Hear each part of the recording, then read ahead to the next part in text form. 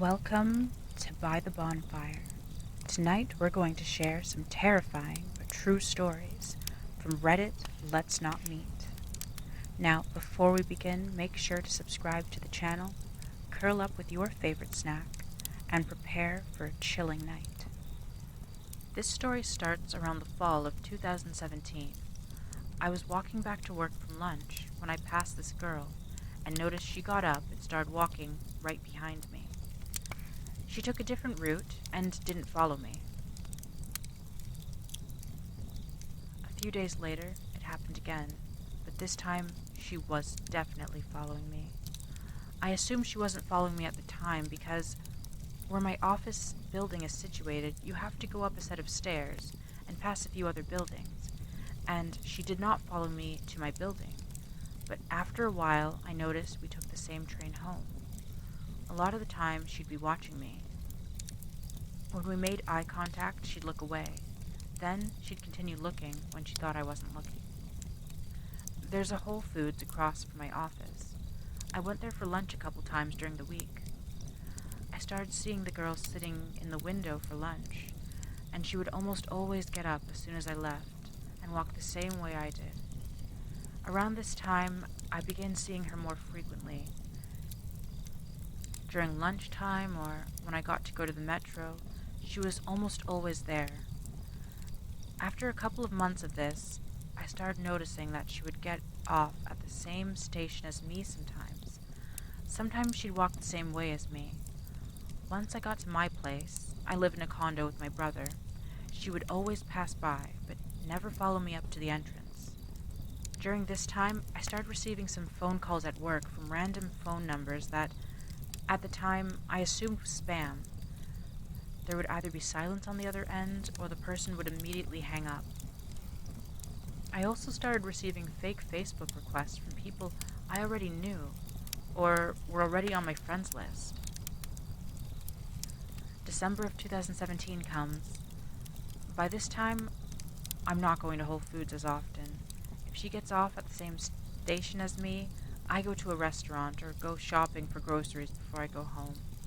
Around this time, an old friend I went to high school with contacts me kind of out of the blue.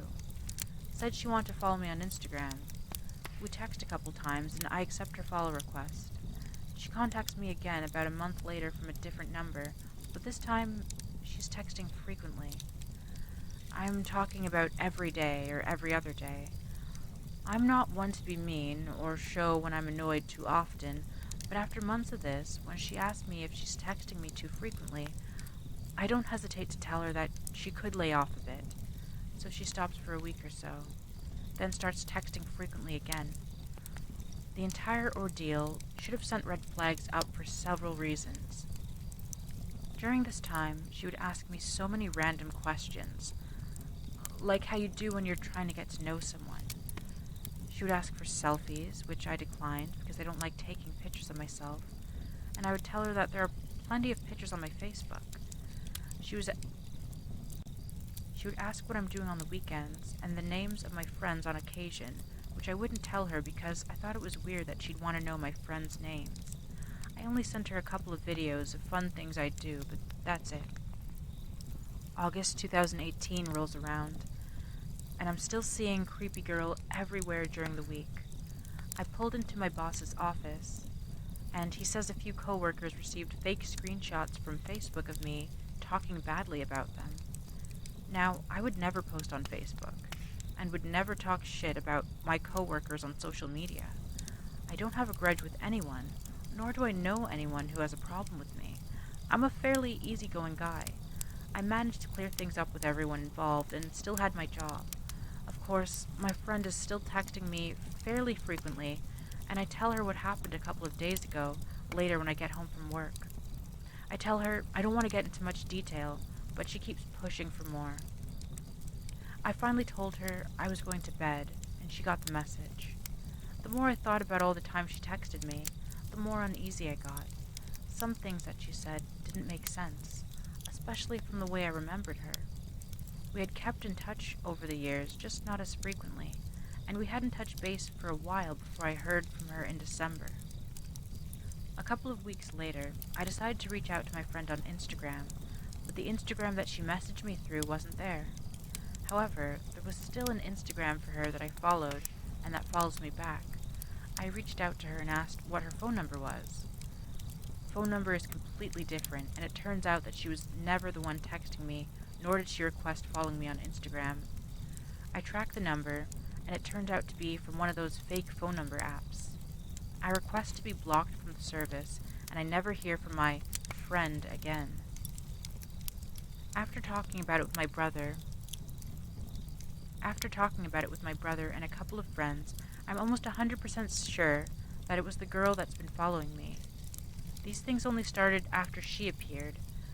The phone calls to my office, the fake Facebook requests, and a few days before I was pulled aside by my boss, my friend texted me and told me she had a weird feeling about me and wanted to make sure I was okay. I just thought she was being weird at the time and didn't think much of it. This whole ordeal is really scary when I look back on it because I sent videos of myself and my address at one point. My friend even confirmed a post my brother made with pictures he tagged of me on Facebook. I was texting a stranger for 8 months about my life, and they also apparently have access to my Facebook page. I still see this girl, since she obviously works in the same area as me. She doesn't follow me around as much, but when she does see me on the metro, she always watches me or sits somewhere where she can make eye contact with me. I'm always careful now if anyone texts me from an unrecognizable phone number. I'm just paranoid. I know the story might seem a bit all over the place, especially with the conclusion I came to of the girl posing as my friend, but I had to get this off my chest. So creepy girl who has been following me, staring at me, and most likely catfished me, I don't want to meet you, ever.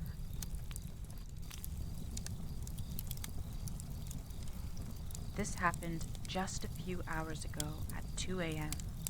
I live in an apartment complex downtown that's also filled with a lot of university students, but the building also houses many of the non-university students on the top floor where the penthouses are.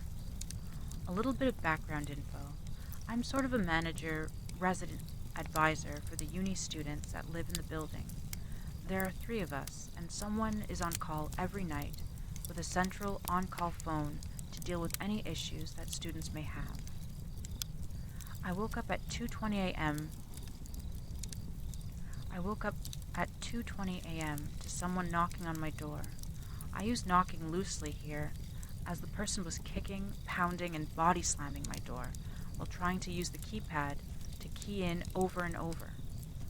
I quietly looked out my peephole and saw a man who seemed under the influence. At the time, I was terrified that things would get worse if he knew I was home, so I tried to be as quiet as possible. I grabbed a kitchen knife for reassurance and started calling the person on call to help me, but he wasn't picking up. I called the person above him, area duty, and told them the situation, but they weren't sure what to do and thought maybe we had to call the city's police, but said she would call around and then called me back. I would have immediately called the police already, but the last 3 times I've called them for other issues, as an RA here, I've had to go down and badge them into the building. I was terrified of having to unlock my door and go out, so I started calling everyone else I knew in the building. 1, to get someone to see what was happening on the other side, and 2, to get someone to open the building door for the police if I were to call them. I called my friends, the other community managers and RAs, my advisor, but no one was picking up. The person on area duty finally calls me back and says the higher-ups just want to have an extra set of eyes on the situation, but she doesn't have a car, so she wants me to wait until she can call an Uber. I'm terrified at this point and go back out to my living room and see the bottom left corner of my door has been kicked in, and the only thing keeping it from opening is the deadbolt. It's 2:52 a.m. now, and the guy's pounding/trying to key in stops. I wait a minute or 2 and then come out of my apartment to go knock on the resident's door. He told me he was about to write me a note because he thought I was probably inside, just terrified. He was right. He apparently came out because the pounding was so loud and reverberating that he thought someone was at his door. The guy was trying to get into his girlfriend's apartment and didn't have his phone on him. Additionally, the passcode his girlfriend gave him wasn't working. My resident let him borrow his phone to call his GF, and it turns out she's directly a floor above me. The resident was always a super nice guy, and he gave me his number in case anything ever happens in the future. I take a look at my door, and it's almost falling off the bottom two hinges. Considering this went on for 40 plus minutes, I can see why my door is in such bad shape. But also, who does this? Even if you're intoxicated, you thought it was your girlfriend's apartment, why would you try to break down the door to get in? The RA/manager on duty finally comes over to my apartment, and at 3 a.m., after area duty finally got in touch with them and saw the damage. I filled them in, and we went upstairs to talk to the guy. The girlfriend opens the door, asks us what we want, and after asking to talk to her boyfriend, she's pretty adamant about not wanting to wake him up because he's exhausted. Okay, I show her the photos of the damage, and she seems pretty upset, so she tries waking him up to no avail, but we were pretty clear that we weren't leaving until we could talk to him. He finally gets up and says sorry, because he had the wrong door. He was talking to the person on duty most of the time, and not really acknowledging me. He probably thought it was his room and not mine. I showed him the photos, and he denies that he caused the damage, saying he only knocked pretty softly. He even demonstrated his knocking in 3 different instances during our conversation. His girlfriend in the back seemed pretty disappointed in him, and he snapped at her, saying, "Well, what was I supposed to do? I didn't have my phone, and you didn't pick up earlier." Apparently they just moved in on Sunday, and he didn't remember where his room was. The person on duty asked to see his ID, and asked if we could take a picture, which he agreed to.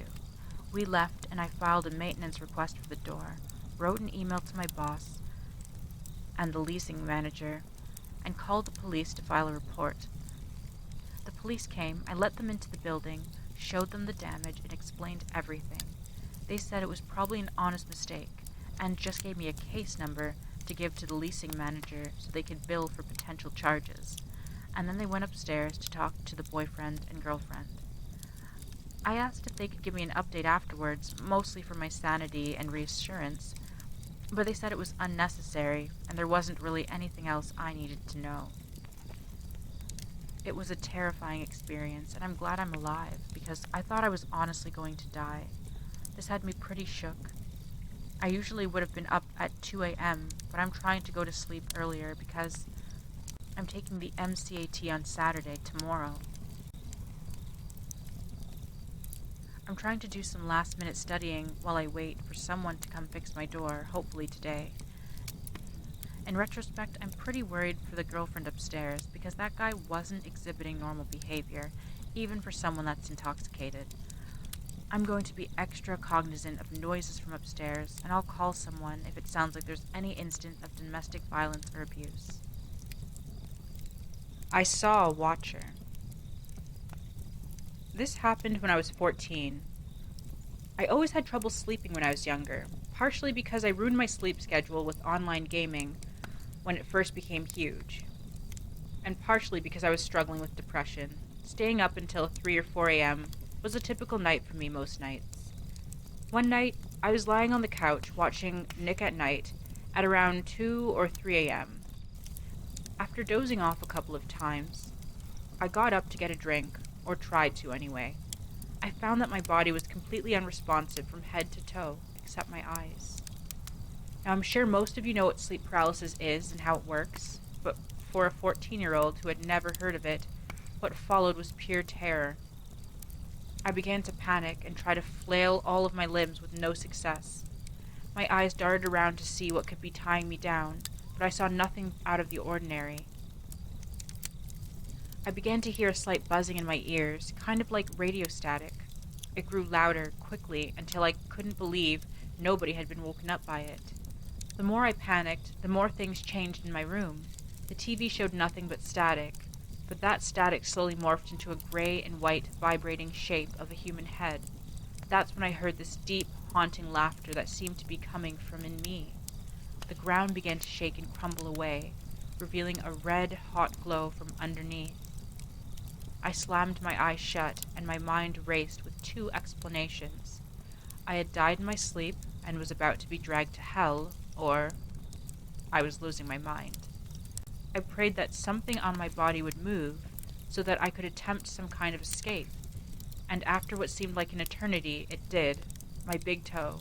With one wiggle of my toe, the noises vanished. I was back in my quiet living room. Instead of performing my daring escape like I thought I would, I was frozen in fear for a good 45 minutes.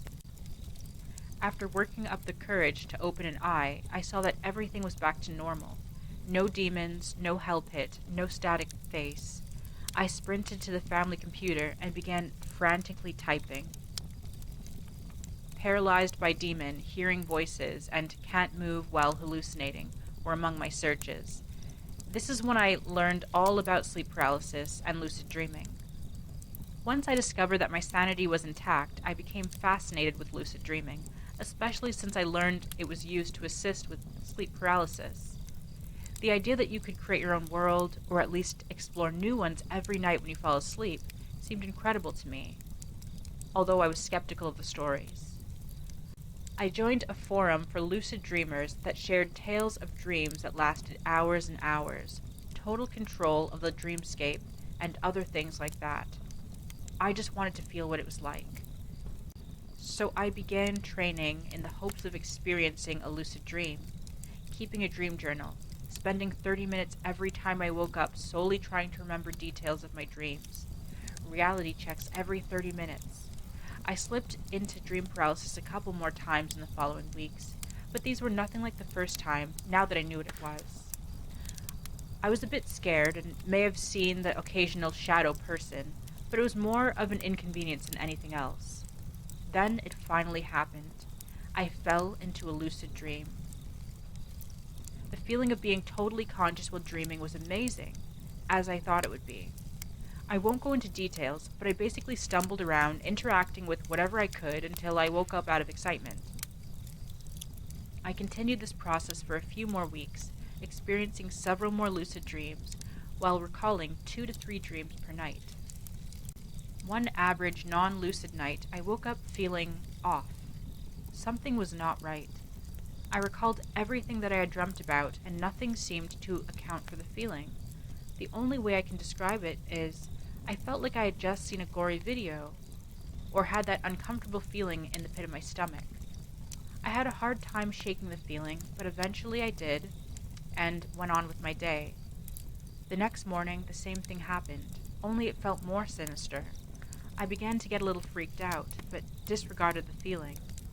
This continued for about a week, until one night I fell into a lucid dream again. I fell asleep just like any other night, and while having some mundane dream about being with a friend of mine at some store or something, I looked down at my hands and attempted to put one through the other. The fingers on my right hand glided straight through the palm of my left, and just like that, I was lucid dreaming. This triggered a "what the hell" response in my brain that let me know I was dreaming. Only the feeling immediately hit me like a ton of bricks this time. Something was very wrong. This was the same feeling I had been feeling for the past week every morning upon waking. This was the exact feeling I had had every morning for the past week upon waking, but amplified greatly. I almost felt sick. Everything felt stale and bleak. I looked around and saw strange architecture of a building that didn't exist in real life. My friend had stopped moving and stayed totally motionless, eyes open. That's when I saw it. Several outside walls of this building were missing, revealing the inside. It was dark, motionless, silent. I stepped outside, and the presence I was feeling was finally revealed to me. It's hard to explain, but the thing I saw was not in the same place that I was. Again, this was just something that I felt. Deep in the darkness of its own plane of existence was a tall, slender figure with its head tilted downwards facing me. Just like my environment, the thing was totally silent and motionless. There was a strange haze over the thing. I couldn't truly see it that well. The slight glow of its eyes were trained right at me, I was terrified. Everything about this thing seemed to set off some primal fear in me. I felt like everything was over. I had failed in some way.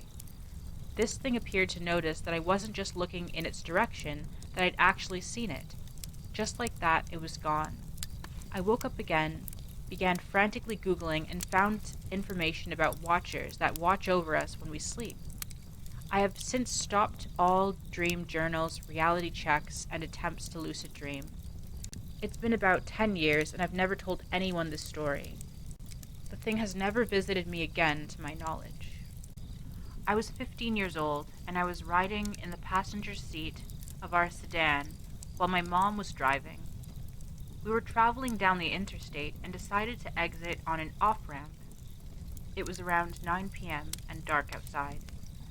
We pulled up to a stoplight at the end of the off-ramp, and there was a very distinct homeless man standing there begging for money. He was wearing a black cowboy hat and had an eye patch over his right eye. He looked very scruffy and intimidating. My mother suggested we give him some cash and started to roll down the window of my door. I immediately freaked out and told her to drive off because the man spooked me. She argued with me for a second, and then the light turned green before we could hand him anything. My mother decided to drive straight and get back onto the highway so we could turn back around at the next exit. She was determined to give this man some money. I continued to argue with her while we were on the interstate. He looked very creepy and was giving me bad vibes. I did not want to turn back around.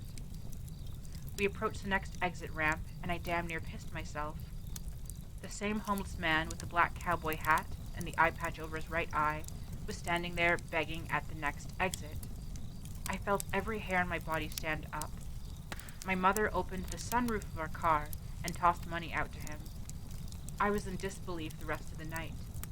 I brought the story up again with my mother and father several days later, and my mother never remembered the incident.